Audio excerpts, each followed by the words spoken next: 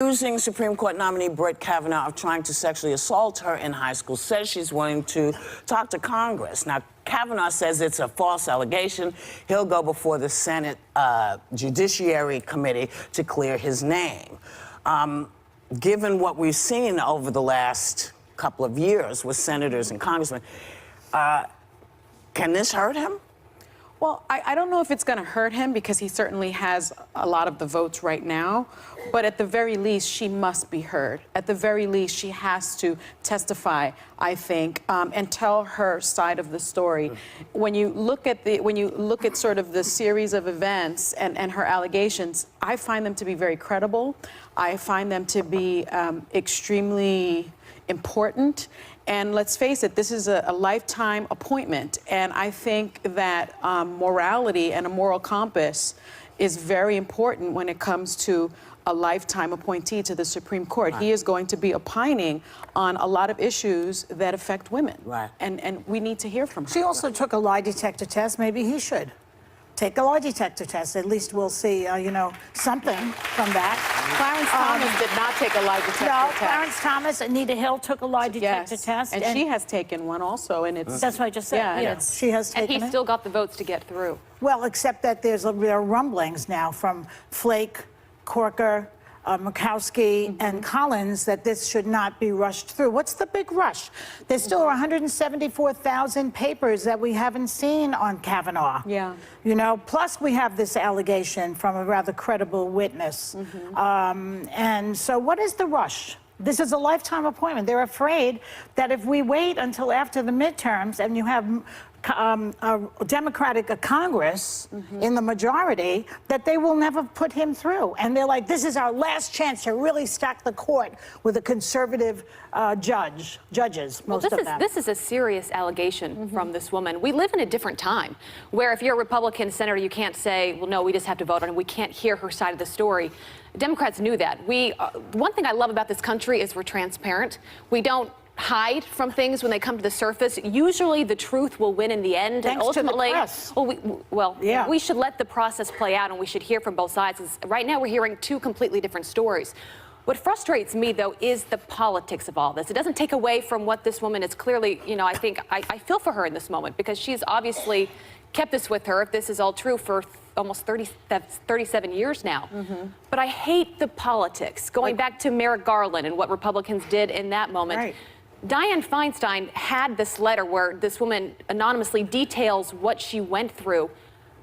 It seems as if the Democrats put this in a drawer and said, this is big and this is going to benefit us if we use the time perfectly. If we put You this do out, know that she asked Dianne Feinstein to keep it confidential. Confidential. But she still could have done that, though. And she did. And Dianne Feinstein didn't say anything about this. And we don't know who leaked.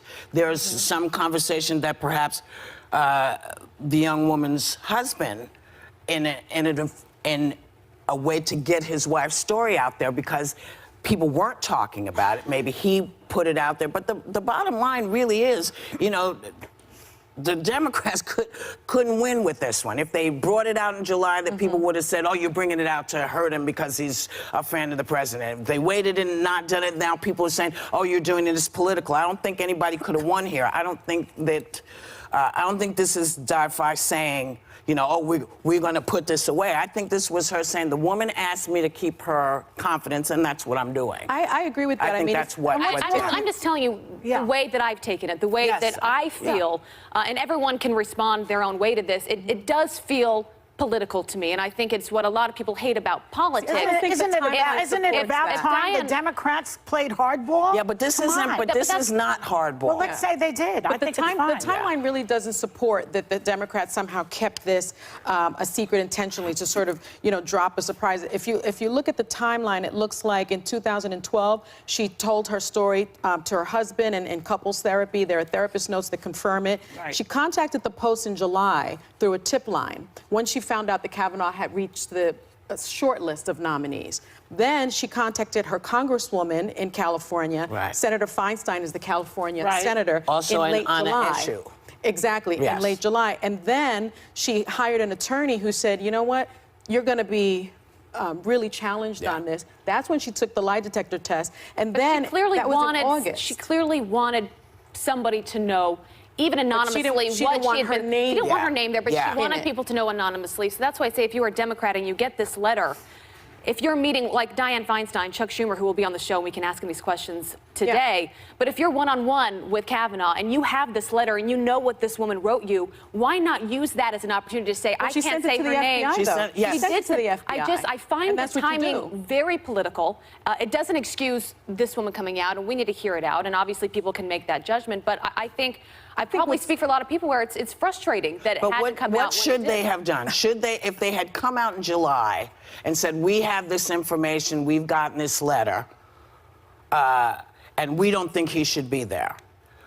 People would have said, well, you just brought that out because he's our Republican nominee. You don't like his And in politics. July, he wasn't even the nominee. But No. Democrats now know that if you bring it out a week before they're going to have a vote, Republicans have no choice. But they to hear didn't. this out. That's And what now I'm- they're not going to So, have another you know what? nominee until after the But midterms. they didn't do that. I'm sorry, but this all went down because whatever this magazine is, The Intercept? The Intercept made a decision to release that. Dianne Feinstein didn't release that.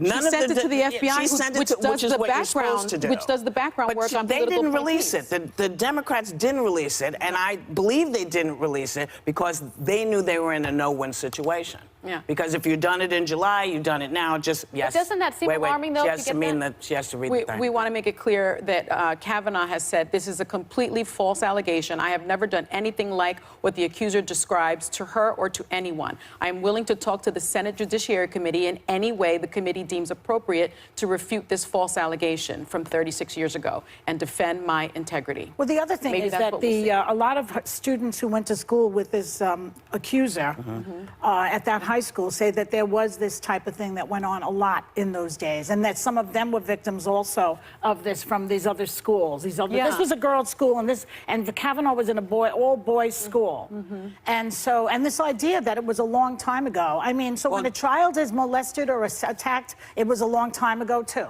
I mean, a long time ago is I can not only an imagine argument. the conversation Kavanaugh had to have with his two daughters last night and going to school today. It's tough all around. But, you know, there are a lot Clinton of had to people's have lives the online. conversation also. It works on both parties. Yep. And, you know, if it's Exactly good right. for the goose, it's good for the gander. That's right. Ask, They you know, pull these John political Conyers right. was yanked for a lot less than this. Yeah. So Well, the now- conversation needs to be had. Yeah. We'll be right back with more Hot Topics. Okay.